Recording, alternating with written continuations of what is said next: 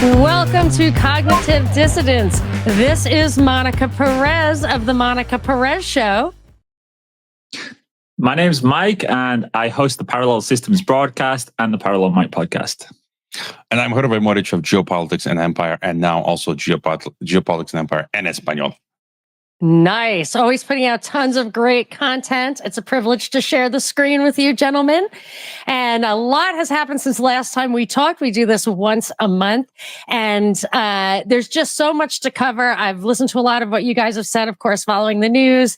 And I thought we would start with something that I really couldn't decipher on my own. And I got some insight into it from a recent episode of Mike's about, the way you put it, I think, was Trump's plan to replace the petrodollar.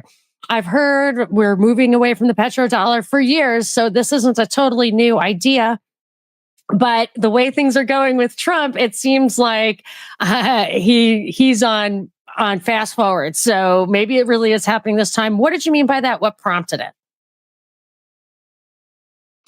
Yeah, so basically Trump's coming in at 100 miles an hour. So this is clearly a plan that they've had. I think you would have had to have made this plan at least a year out because it's so comprehensive.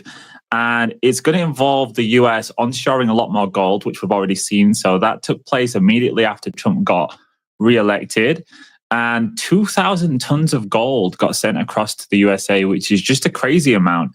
And that happened over the space of about 4 or 5 weeks. It caused a lot of problems in the London gold market because all of this physical metal was being sent across from there to New York. And that meant they had to default on their obligations.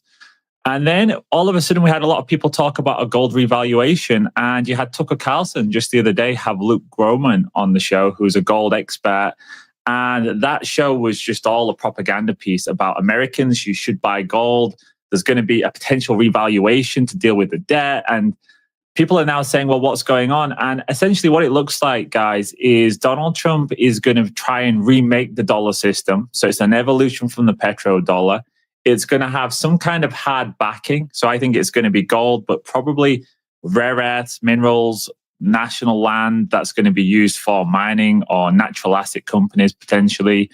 And there is also the prospect that they revalue gold as well. And we know there's a global debt problem. Lots of nations have debt, but they also all have gold. And as Trump and Bessent are planning to devalue the dollar, which is something we know they've discussed, because their immediate kind of trajectory is to devalue the dollar, onshore lots of industry to the US, massively increase exports. But as you devalue the dollar, of course, it's going to devalue versus gold. And if you are going to devalue the dollar, it's going to hurt a lot of American citizens. So maybe that's why they're telling them now, buy gold, because if they're going to have their purchasing power reduced, if it's going to be highly inflationary, well, it won't sting quite so badly if the gold they just purchased, and Luke Groman in that Tucker Carlson interview said 5 to 10% is the recommended amount. Well, if that goes up over the next year to $5,000, $6,000, $7,000 per ounce, it will compensate them. Bessent's 333 plan includes getting US oil production up substantially to kind of make the oil cheaper. So whilst there is inflation rate, there are some interesting kind of side narratives here that are going on. But yeah, I kind of see it as a financial reset that we're going through. And I'll hand it back to you guys and take it where you want with that. Well, Trump had a speech last night, and I was pretty horrified because he hit the idea of inflation and blamed Biden for it, which made me crazy because if you saw the amount of deficits he ran and the debt that increased under his watch during the COVID era, it was very, very predictable that soon after you would see a lot of inflation. I actually think they did that intentionally because they had been struggling with this debt collapse for 20 years almost. And what happened during the Biden era seems to, that inflation to me is a direct consequence of the Trump's first term. But anyway, he started saying about he was trying to fight inflation through making energy cheaper, also through DOGE efficiency. I want to hit on both of those topics. But it seems to me some of the things he's doing is pro-inflationary, like tariffs, or if you devalue the dollar against gold. So do you have ideas about inflation? I mean, I know we've talked about worldwide inflation. Is it all coming from the same place? Do you guys have an outlook on inflation? Because some of these things would net each other out. This is more Mike's forte. I'll just add that, Matt Smith, who's been on my podcast, who works with Casey, he gave an interview not long ago and saying that the future is going to be super inflationary. A lot of other people are saying this. The average people that I talk to across the world, boots on the ground, are reporting that. So boots on the ground, analysts, and I can give examples of Croatia just real quick, and then we can get Mike's further thoughts on that. Let me see if I can pull up the article. Here's one on Austrian tourists shocked by prices in Croatia, baffled how locals survive. One Croatian in Ireland says, "I earn 60 grand a year, 60,000 euros a year. I haven't been back in 2 years to Croatia. It's cheaper for me to live in Ireland or book a trip anywhere else than spend my summer in Croatia." And I thought this was a funny comment from a Croat. It says, "I have no idea what kind of black magic people use to survive, but they do." And then there was one more on how study reveals 70% of young people in Croatia don't have income to rent or buy property. And I think we've talked about this before. It's a global trend. Like here in Mexico, in the past 10 years, housing prices have tripled in 10 years. And well, this is more so in the urban, cosmopolitan, globalist areas and less, someone said in Croatia, if you go further up north inland, that's usual. Prices are cheaper, but I think this is just a global trend in inflation. And as a part of that collapse, Great Reset, right? Wipe out the middle class. So the Croatia element, I have heard that Croatia is one of the most beautiful places to go ever. And I'm wondering if some of that is, and maybe this is also kind of the future, almost a neo-feudalist thing, where all the really, really nice places are going to be totally occupied by the extremely rich, kind of a third worlding even of the world. And the more you have these open borders and the less you have national, policies that coincide the state with the nation, more or less, the more you're going to have this everywhere. And that's a real poverty, honestly. And an injustice, perhaps, depending on how. See, that's when you start moving from libertarian to, maybe it can go too far, breaking down all these barriers. And that reminds me that if you look back, tariffs were a way of raising money back in the day. Now they've replaced that with the income tax, and tariffs are simply weaponized now. So there's a lot of elements in Trump's speech. He was talking about tariffs. That's in the news right now. And again, that would be an inflationary thing. So I don't, it seems like he's talking out of both sides of his mouth. Yeah, and it's good to see inflation also, you can put it a different way, as the currency being devalued. It's the currency losing its value. And of course, it's valued by fiat anyways. And what Trump and Besson and Lutnick want to do is intentionally devalue the dollar to make US exports really competitive. But that's going to hurt American consumers because, let's face it, Americans have had an artificially high standard of living despite, since the 1970s, their real wages being collapsed. I mean, I was looking at a chart the other day of the real purchasing power of the minimum wage, and it's the worst it's been in history. It's never been lower.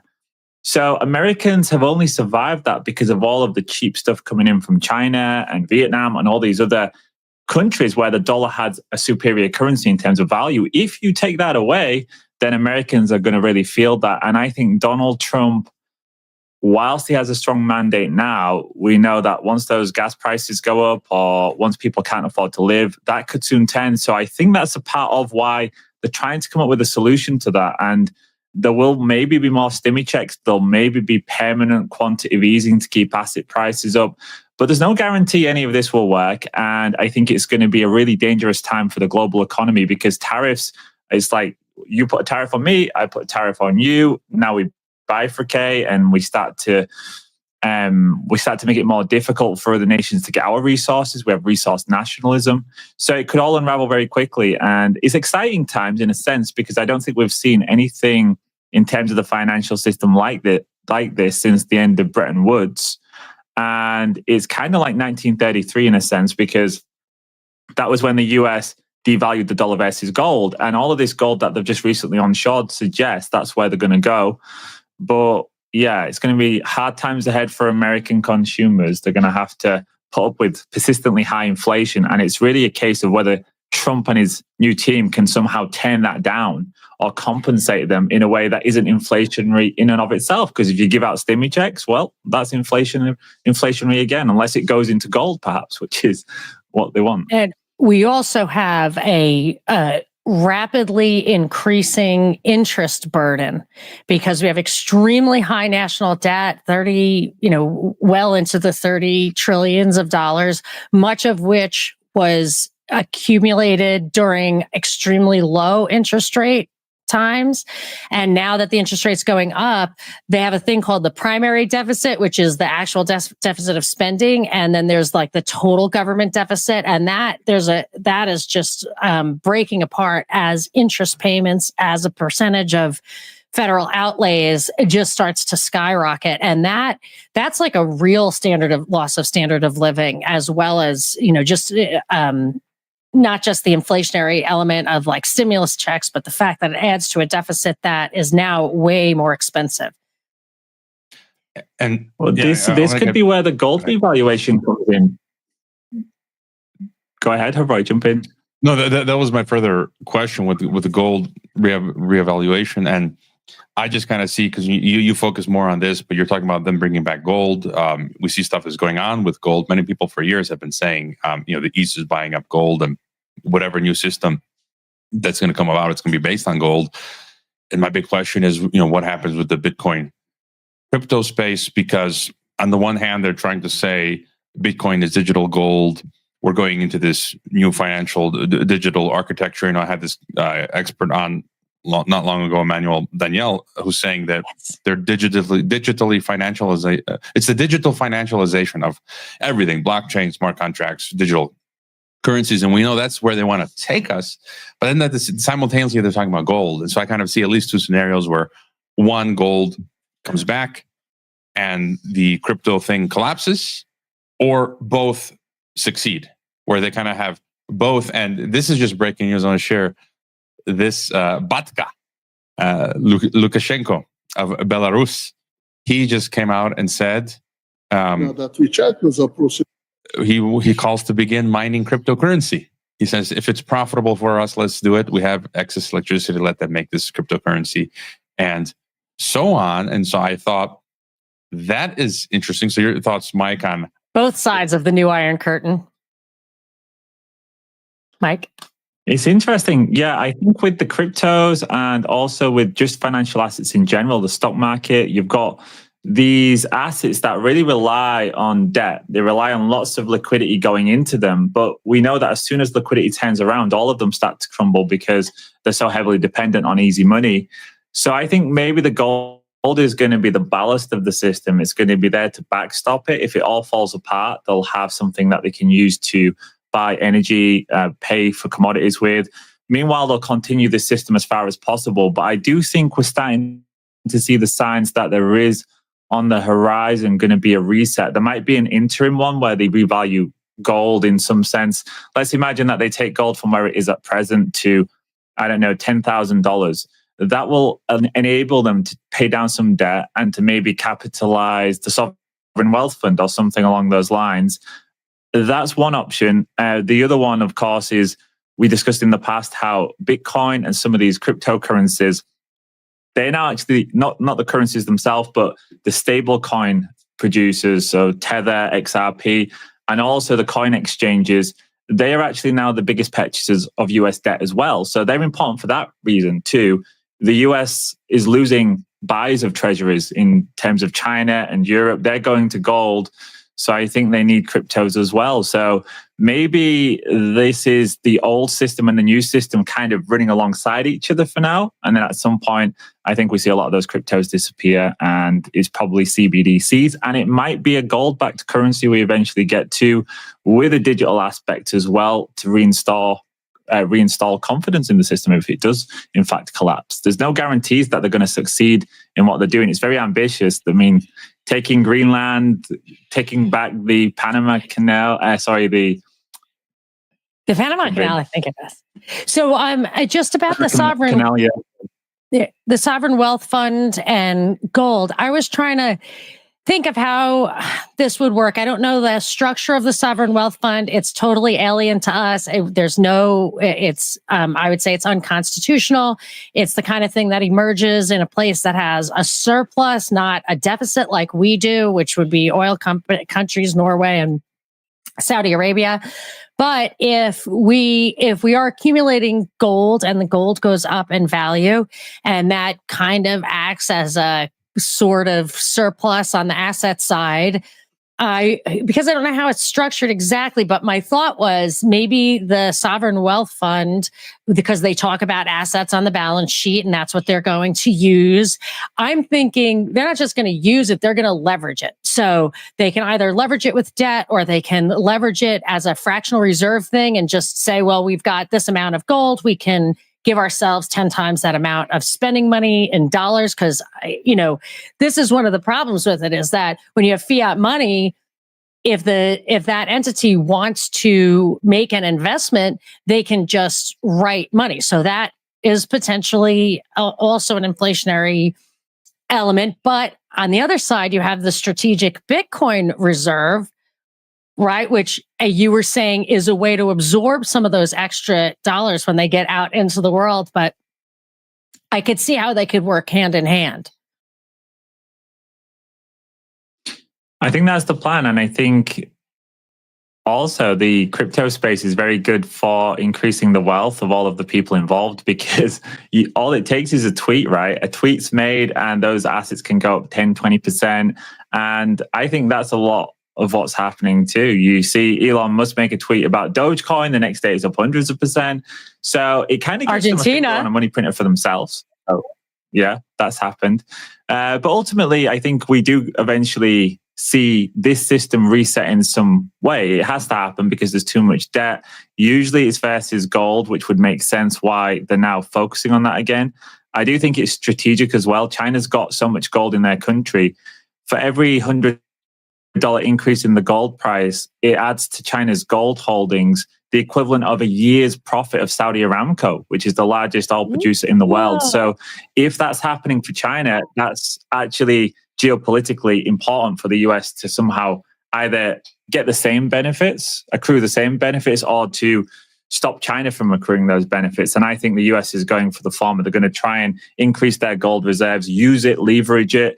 And maybe that's how we see this go down. But in the meantime, they're going to try and continue the current system. But it won't be the same, because the US is now trying to acquire lots of commodities and minerals. And maybe we get to that system that BRICS are producing over there, which is a digital currency backed by real assets. And that is what the US will produce. And now we'll have two systems, one on either side doing something similar. And I think that's ultimately where we end up. But like I said, there's a lot of pieces that need to be put in place, but it's happening fast. So it could feasibly be here in a year or two. One thing I noticed in that conversation you had with Emmanuel Daniel Hervoy was he had said something that I had never even considered before, which was that the Bitcoin algorithm could get broken. I mean, I don't exactly know how he phrased it, but he said if it doesn't take all this energy and mining to get the next amount of Bitcoin, they can, it just loses that element, which is the essential element for it.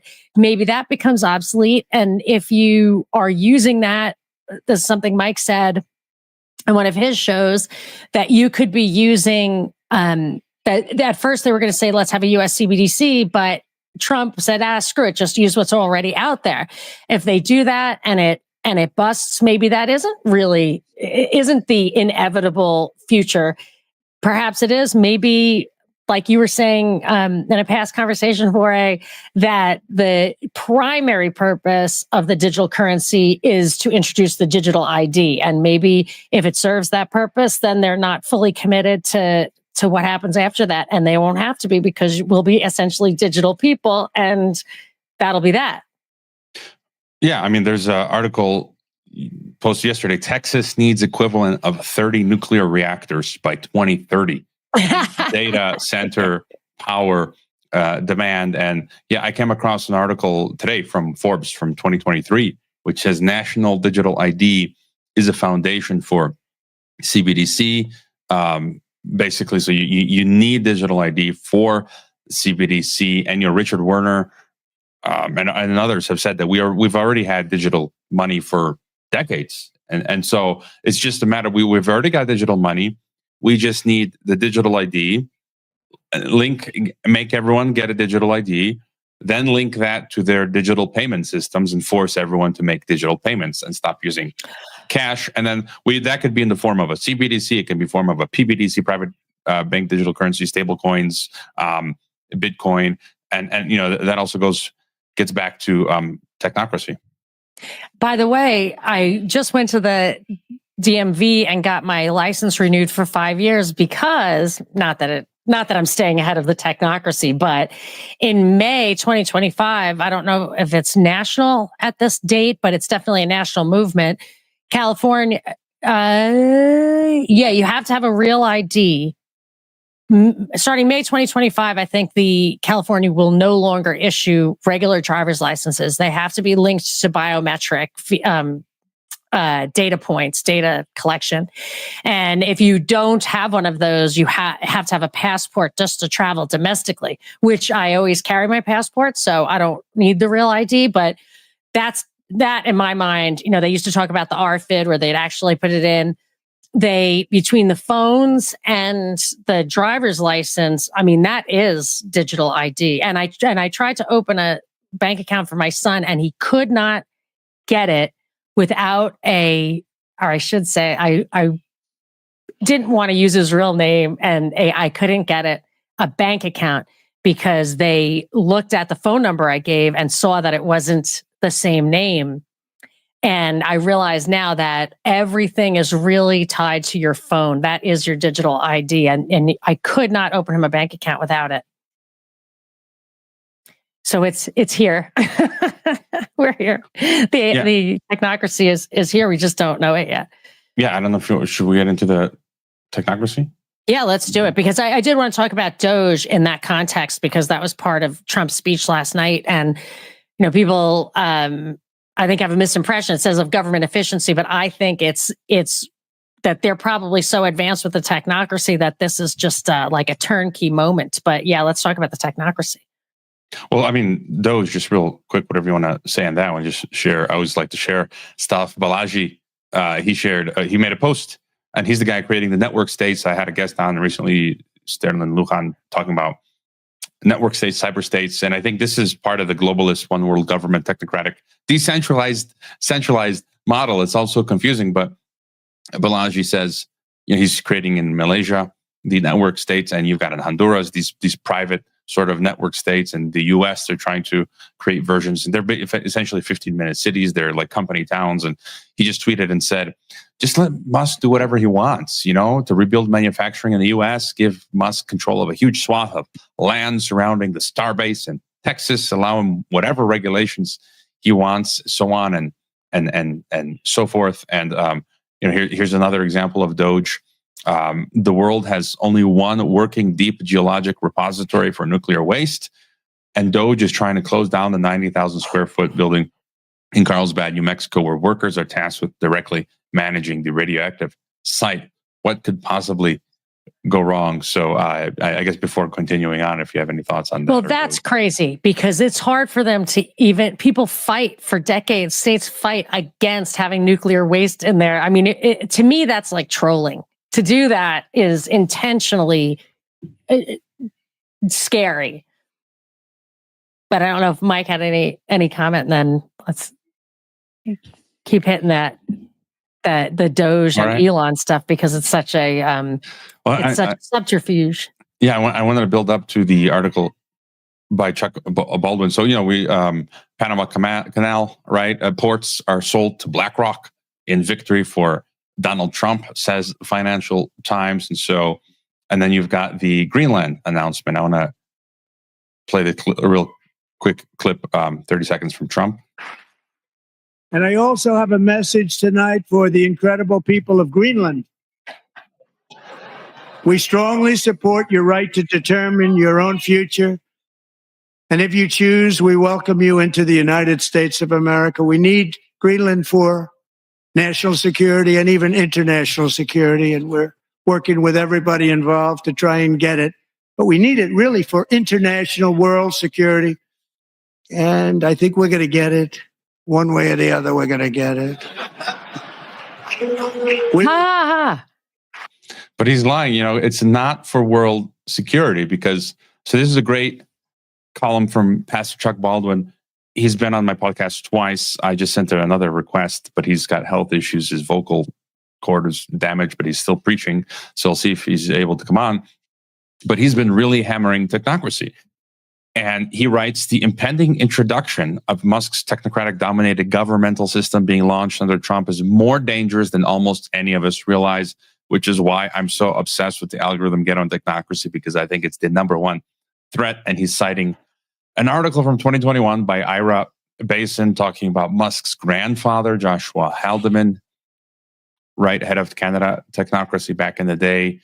And then, Baldwin talks about Trump's vision of a unified U.S., Canada, and Greenland is a century-old plan of technocrats. So what Trump just said it's not for our security, it's a century-old plan. Why doesn't he just come out and say, look, we need Greenland because it's a plan of the global elites from a century ago, And then he continues, he points out how, part of COVID was essentially to install technocracy.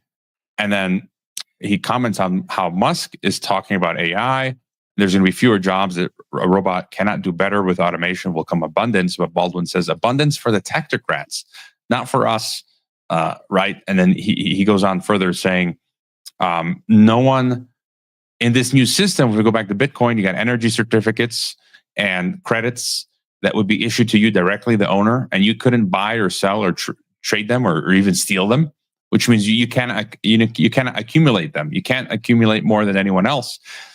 And so no one would be able to accumulate except for the technocrats themselves, right? And so he says technocracy is a scientific derivative of communism, fascism, Zionism, crony capitalism, just another form of tyranny. And I think he goes on, does he say anything else more? And he says something I think you've talked about, Monica, that he wouldn't be surprised if Trump is assassinated before he leaves office, but not for the reason most people would think. It's to give all power to J.D. Vance, handpicked by Musk, Thiel, and the Israeli lobby. So there's a lot there, but I think he's really hitting the nail on the head. I totally agree. That Vance is the heir apparent. It's not just that's a stepping stone to the presidency. We'll see what happens.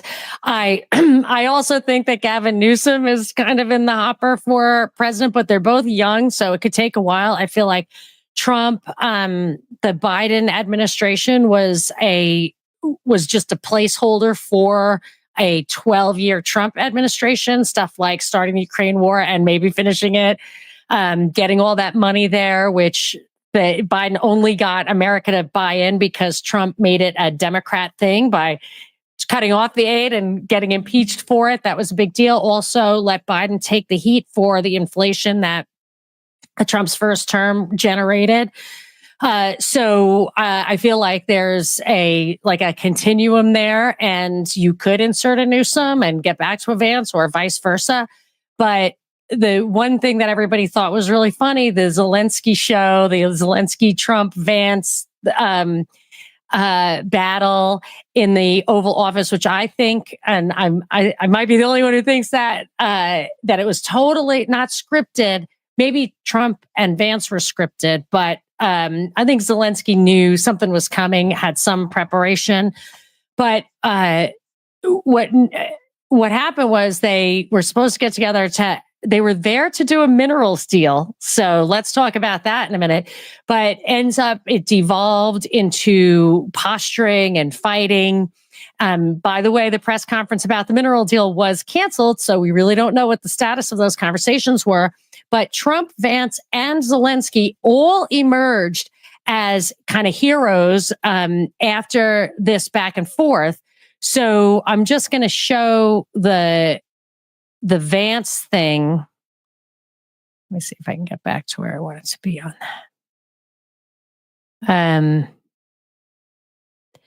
So this looks very rehearsed or whatever, very polished, let's just say. For 4 years in the United States of America, we had a president who stood up at press conferences and talked tough about Vladimir Putin, and then Putin invaded Ukraine and destroyed a significant chunk of the country. The path to peace and the path to prosperity is maybe engaging in diplomacy. We tried the pathway of Joe Biden of thumping our chest and pretending that the president of the United States' words mattered more than the president of the United States' actions. What makes America a good country is America engaging in diplomacy. That's what President Trump is doing.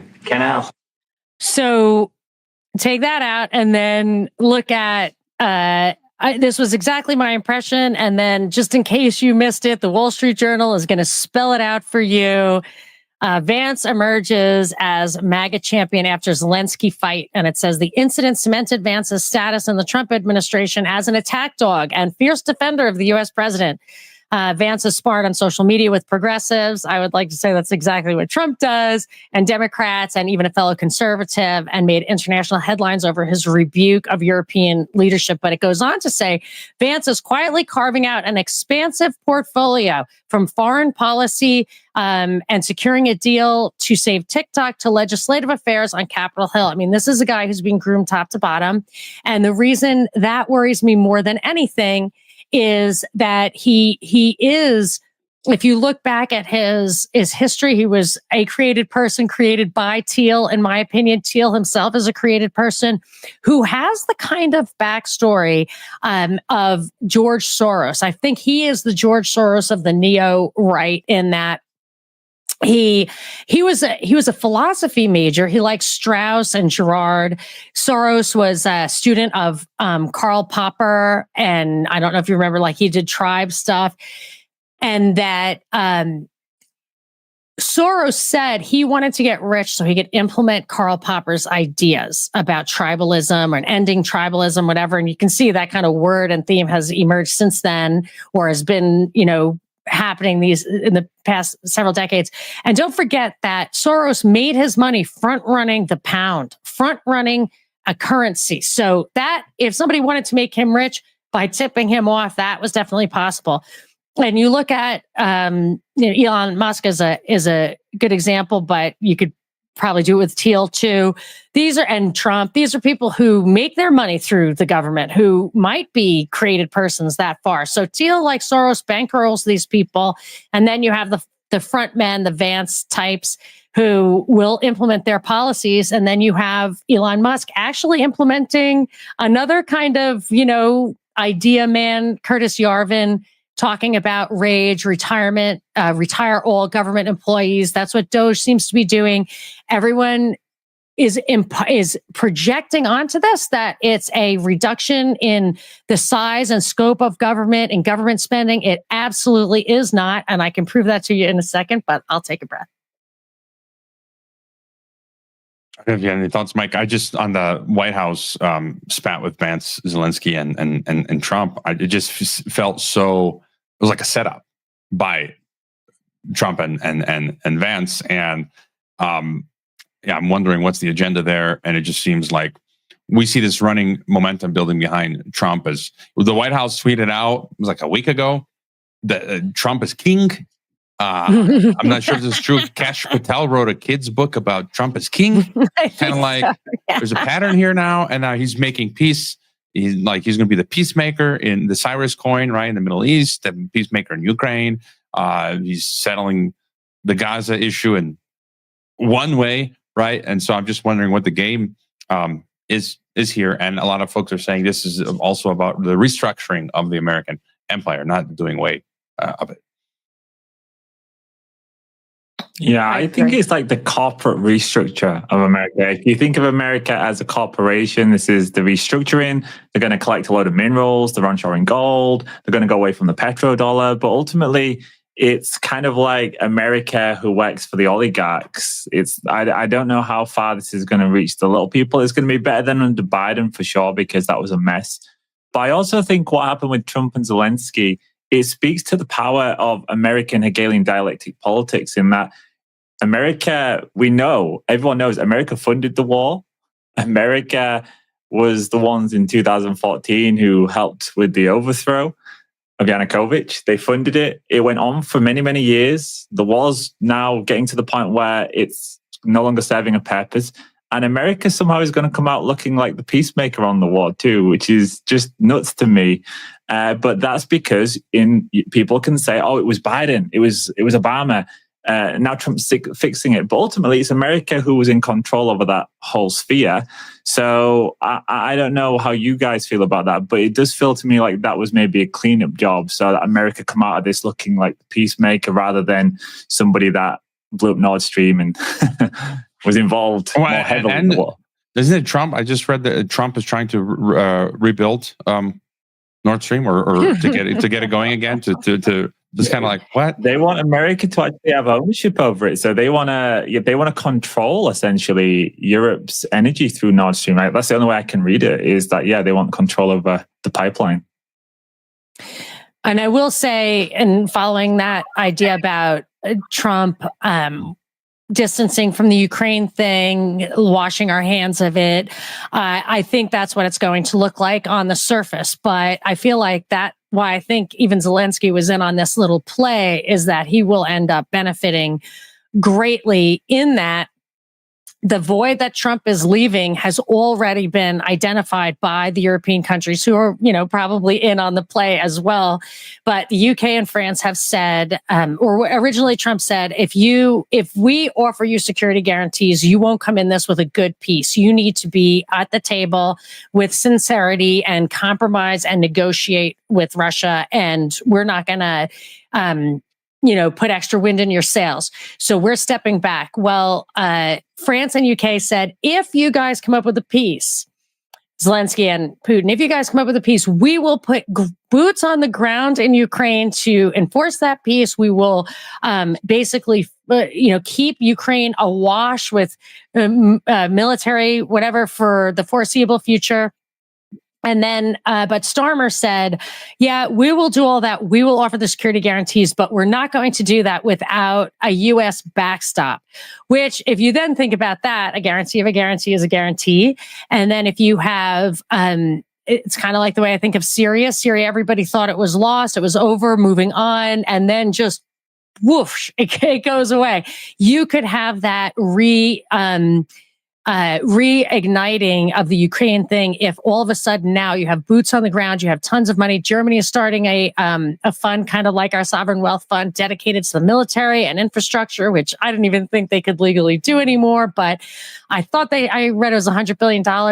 So, and they have been the number one, I think even after the United States, the number one contributor to Ukraine side in that war. And I feel like they will, This is a setup that makes all those guys look good, washes the U.S.'s hands, but sets us up for possibly World War III, literally moving risk pieces into Ukraine directly, which they're not there openly now. Well, just on that, to share a few. Go ahead, Mike. No, I was just going to say, from a European citizen's perspective, I must say I'm very happy with the narrative, where it's going. Irrespective of how we shape this one, I was really glad to see that with Trump and Vance and everything that went on there, because it does feel like it's going to wind down. It doesn't mean it's going to end everything like you said, Monica. It could fly back up, but it is a relief, because the real worry was that it was going to expand out and it was just going to grow. So for us over here, it's definitely something that when I saw that, I thought, I hope this is going in this direction now. Yeah, just add what Monica was saying. They're talking about replacing Zelensky, and then we have Frau Ursula Gertrude von der Leyen coming out and saying they're going to drop 800. How much is it? Billion? 800 billion to rearm Europe. And then our friend Charlie Robinson He comments on Prime Minister of Denmark saying Europe only has 2 months to make critical decisions to protect the continent from Russia. Otherwise, it'll be too late. And I love Charlie's comment. He says, allow me to translate. Europe is going to be the recipient of a false flag terror attack that will be pinned on Russia within the next 60 days. And then you've got Financial Times, this, I can't politely, how do I describe this? Janan Ganesh guy, this, it's just unbelievable. Europe must trim its welfare state to build a warfare state. How about we trim both the welfare state and the warfare state? And so it just seems like, yeah, as you say, Monica, it can go either way. Some people say, Martin Armstrong lately has been saying Europe needs a war. I've been saying also that Ukraine, because of the financial system, but also they need to create EU army, right? That's been one of their goals. And they've successfully, the EU is the prototype for world government, for regional union. They've successfully copy-pasted parts of the EU to the rest of the world peacefully. Like African Union exists. So they have the running political model of EU in African Union. They're working on the Pan-African EU-like parliament. They're working on common regional currencies in ECOWAS, mimicking the euro. You've got Southeast Asian Union, but so we've got many of those parts, but they've never broken through yet the EU by creating EU army, I think, which is one of their goals. And then I read a piece not long ago about could NATO become world government? So it's like if everyone joins NATO, there's no one to fight against, and NATO becomes world government. So again, I think they have many. Imagine Dr. Strangelove. They're all sitting in a command center with a big table. You mentioned risk, and they're like, they've got different plans, and maybe they drop one plan and they go with the other, or they modify them, they merge them, they bet on different horses. And so I think they're really iterating the way forward. I agree with that, and I feel like we have all had our eyes on the Trilateral Commission for so many years. Zbigniew Brzezinski's, the North American, the Europe slot, and then the Asian slot. But Africa is now in China. Where is India? I think they can constantly adapt. And now, when I look at that, I think it's the North Atlantic Union, which I know. Roya, you brought up at one point in the past that Canada is being pushed to join the EU. Of course, I think that that's just to create the competition for, well, you're going to regionalize one way or another. Why don't we join our Commonwealth parent in the UK? Greenland is like an actual visual bridge to that. And of course, we're going to have the North American Union, which they're going to come out from many different angles, from the cartels and the violence and the help that Mexico needs and how that impacts us. The immigration, the south of the border thing, plus the tariffs, all of these things, that the carrot and the stick, all these things are going to come together so that you get demand from all different directions for a regionalization that may lead to a straight world government, may lead to a bipolar world again, which benefits people because it generates that defense spending and loyalty to your side. There's different ways it can go, but I think we all know which direction it's headed. Yeah, I found these slew of articles that were maybe for a month or two ago. Financial Post says Trump will use the tariffs to push for a closer and more formal economic relationship with the U.S. It's kind of like, we demand better psyops. It's like clear this is all just a clown show, circus show, WWF, WWE, wrestling, tariffs, no tariffs, yes, no, maybe. The goal is North American Union. And then you've got, here's from Toronto Star, Donald Trump drives a wedge between Canada and the U.S. with a trade war. Could we join the EU? Exactly. National Post. Here's what would happen if Canada joined the EU. Yeah. Rothschild is Bilderbergist economist. Why Canada should join the EU?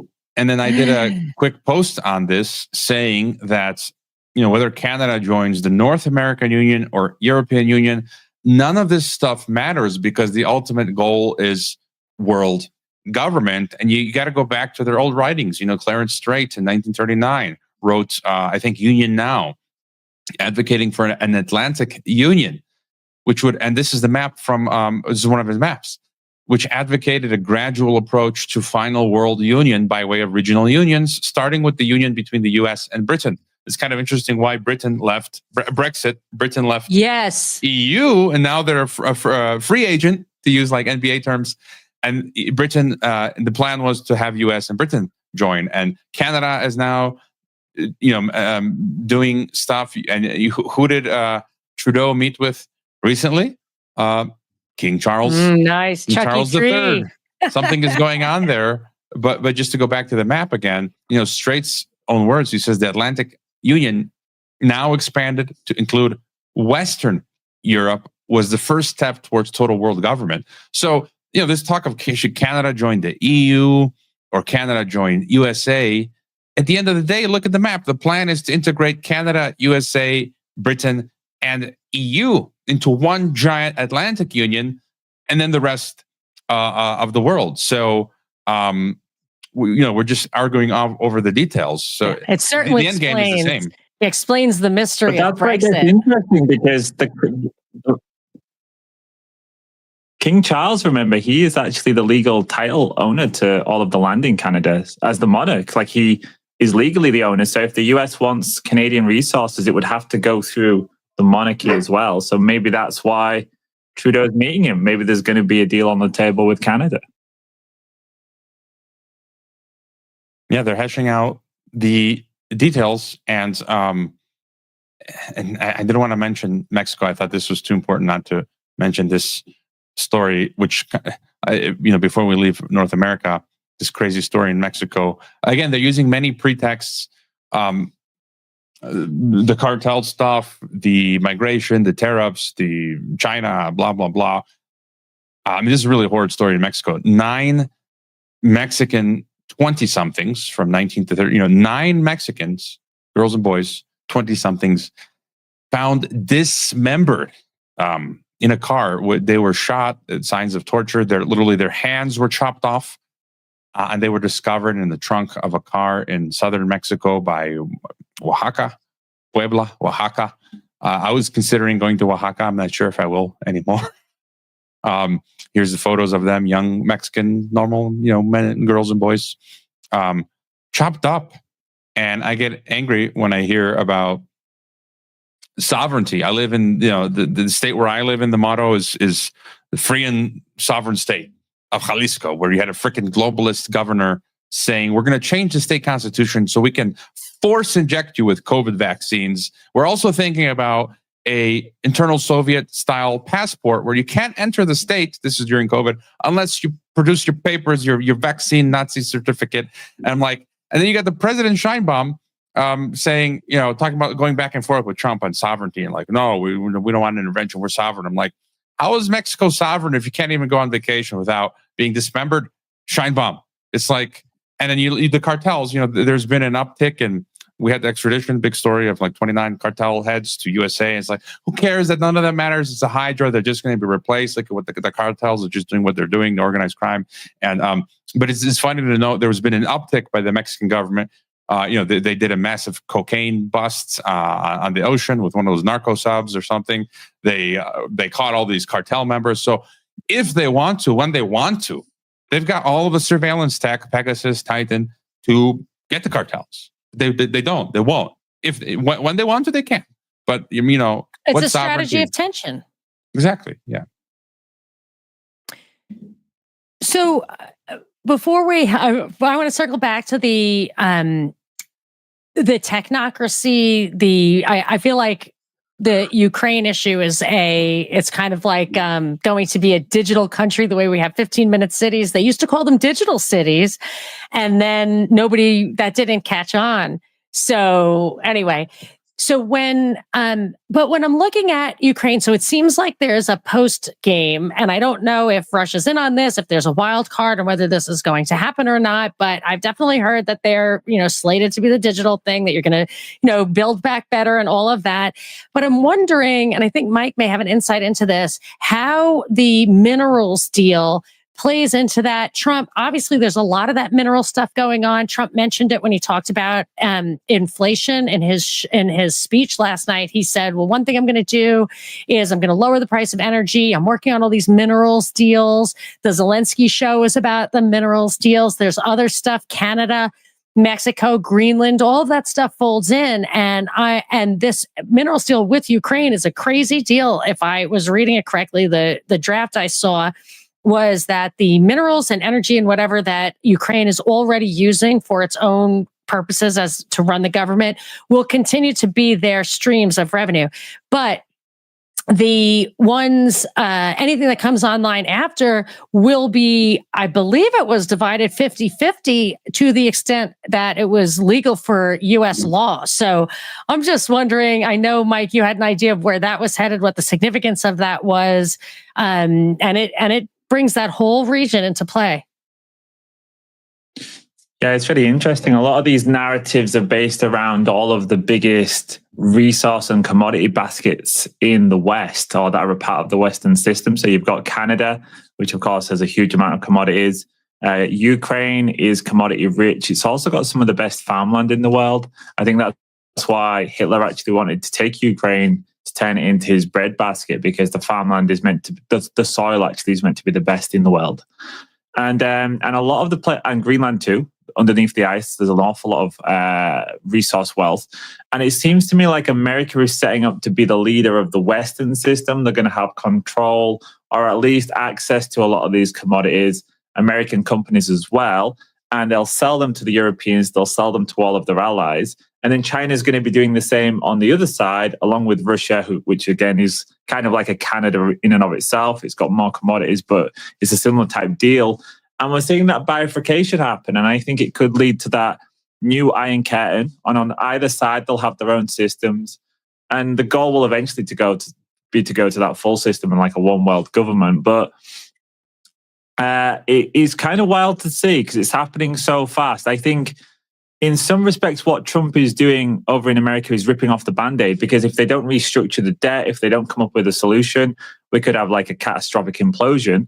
So in that sense, it's maybe an act of desperation that had to be done, because where would the US have gone from here with 130 trillion in debt? 30% of their payments now is just on interest alone.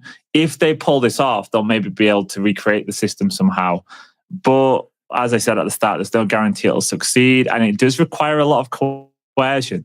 You know, this deal with Ukraine is probably not something they would have done otherwise had they not been put in this situation. The one with Greenland, okay, he said, Greenland, you get to choose, but we're going to probably get you anyways. So, and the tariffs too. The tariff is like the stick, right? Is to get nations to go along with it. So it's a new America that we're seeing, far more assertive, far more aggressive.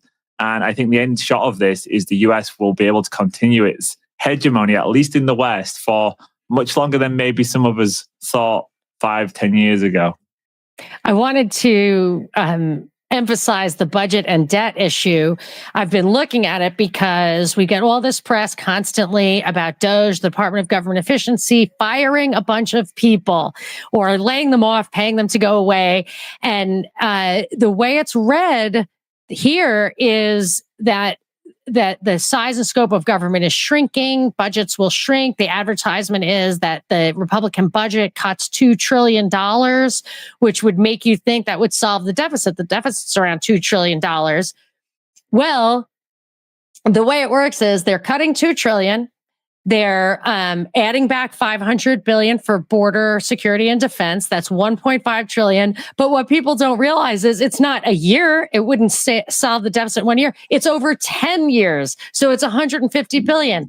And guess what? It's not off the money that's being spent. It's off the projections of increases. So the deficits are still increasing. And the size and scope of government, it's really just a reshuffling. And to me, it's taking out middle management. It's taking out the watchers. It's centralizing power. It's moving money around to where it's less transparent. But if you want to look at the debt, we have right now we have over $30 trillion of debt.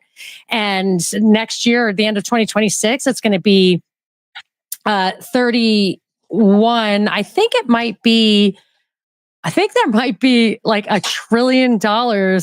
Yeah, there's next year there will be $1 trillion of that deficit is interest on the debt. And then if you look at the budget outlook, and this is post like the Republican thing, the Trump thing, the budget outlook for 2035, 10 years from now, the debt is forecasted at $52 trillion. The deficit would be 2.7 trillion, 1.7 trillion of which is debt. So I don't see how we resolve that problem. We're getting worse, not better. And actually, I think there was something here that I think that would be a win for America if they can make it 10 years out and only be 50 plus about 52 trillion in debt. I think that would be a win at this stage because they're adding 7-8 trillion a year.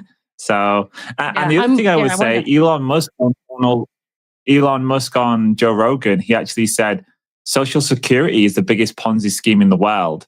So I would be getting a little bit worried if I was a boomer. Thiel said that on Joe Rogan. Maybe they both did. Okay, well, he did too. Yeah, and the thing I'd be worried about if I was an American retiree, there's 75 million baby boomers set to retire in the next decade. And I don't know if your benefits are going to be there under DOGE. He might be doing some things that are for efficiency, but if they're seriously going to try and tackle this debt issue, there's going to have to be cuts to all social spending. And I think Social Security and Medicare are going to have to be restructured. There's no way they can afford it. They might, yeah. Universal basic income. And of all people on Rogan, I saw this morning, Ian Carroll. I mean, of all people, Ian Carroll was on there. And I want to get that in a second, this new narrative network, mainstream alternative media, Pied Pipers. And just to add to what we were talking about earlier, the digital state, Ukraine, sharing my screen. Again, where is the, here it is. In Gaza, like this is worldwide. We're seeing, this story from the National. Arab states endorse Egypt's plan for post-war rebuilding and governance in Gaza.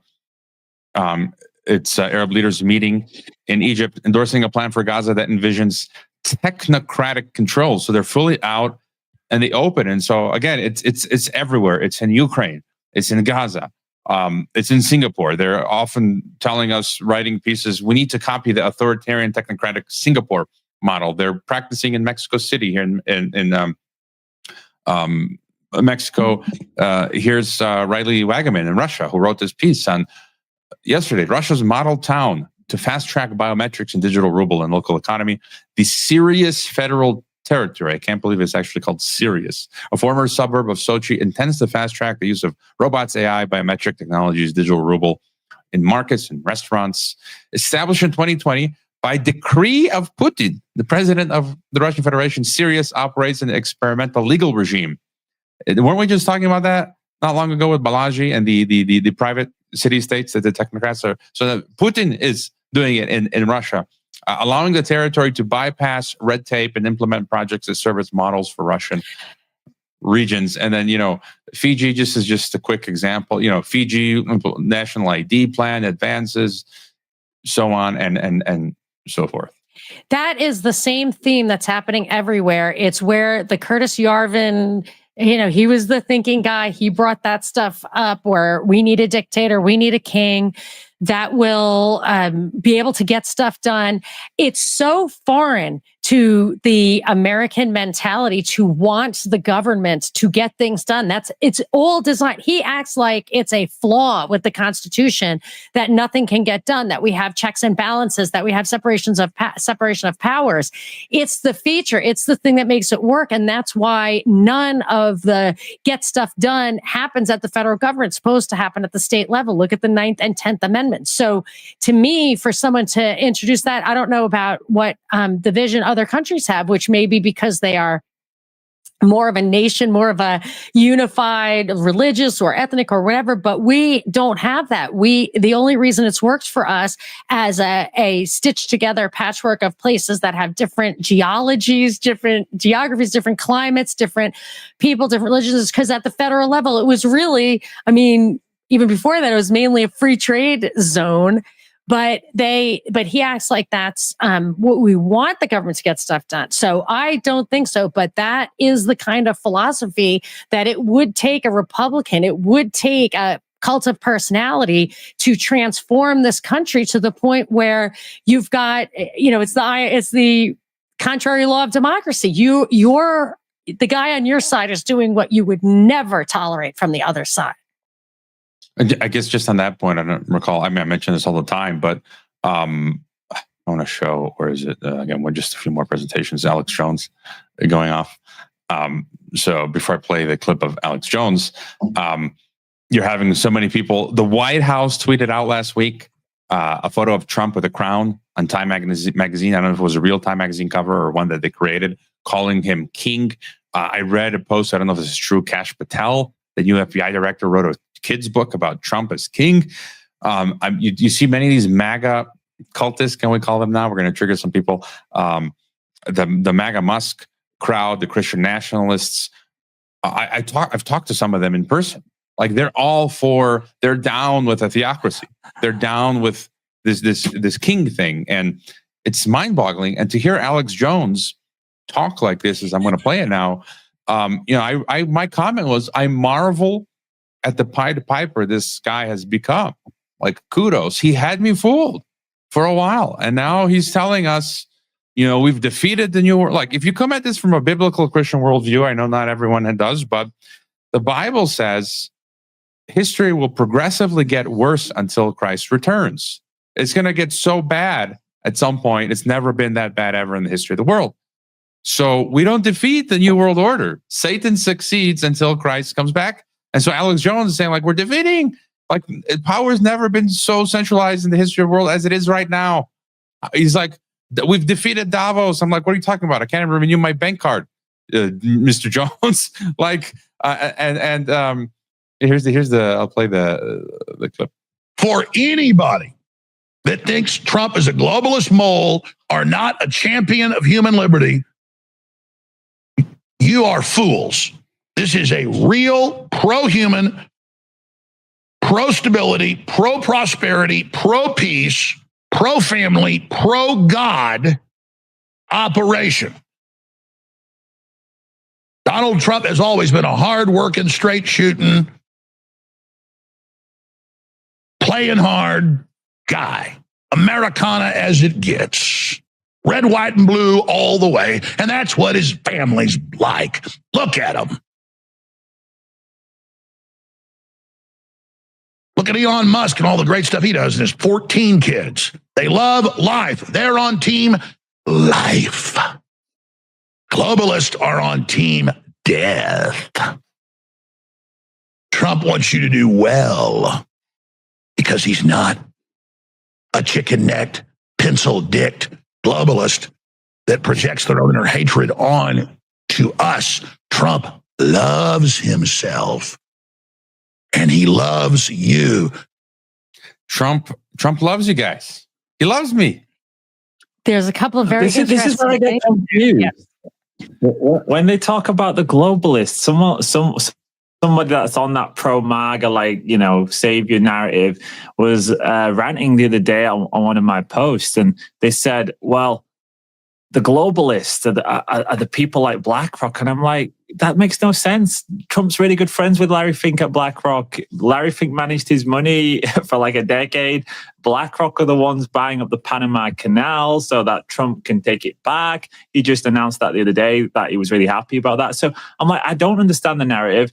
Some of the stuff Trump's doing is definitely good. It's way better than what Biden was doing. But like you, Hervoy, I think the overarching part of this is not good. It's taking us, we're definitely going to see technocracy advanced way quicker over the next 4 years than it was previously. And it will take us to a more centralized and controlled place. So, I just think we have to be realistic about what it is. And the narrative people who keep saying that we're being saved, I'm a little bit tired of that one.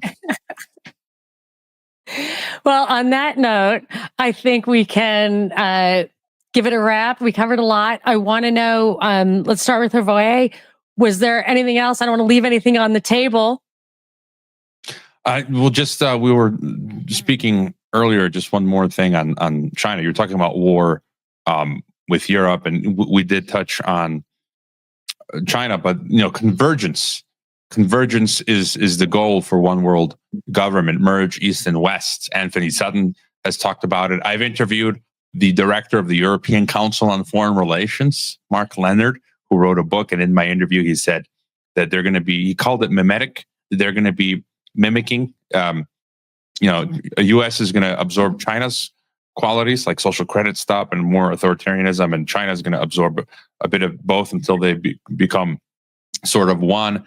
And, here's the China's foreign minister calling for establishing a fair and equitable world government, so they're not against world government. And he goes on to talk about multipolarity, which I've been arguing for the longest time. Multipolarity is world government.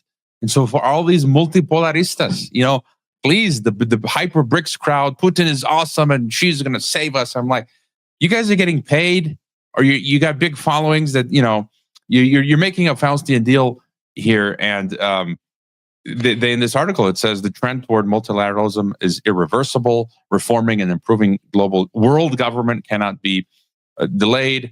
And, multipolarity, that's what it's all about. So China is kind of like, and they're saying, we're down with world government. We just want a fair one. And just to add to that, this was a Chinese embassy tweet. Chinese embassy in the U.S. said, if war is what the U.S. wants, be it a tariff war, a trade war, or any other type of war. Hey, y'all, that was pretty crazy. The video just crapped out. All of us got thrown off. It disappeared everywhere. We barely got it back. It got cut off with just probably a half a minute left. We were saying our goodbyes. So sorry for that abrupt end to the video.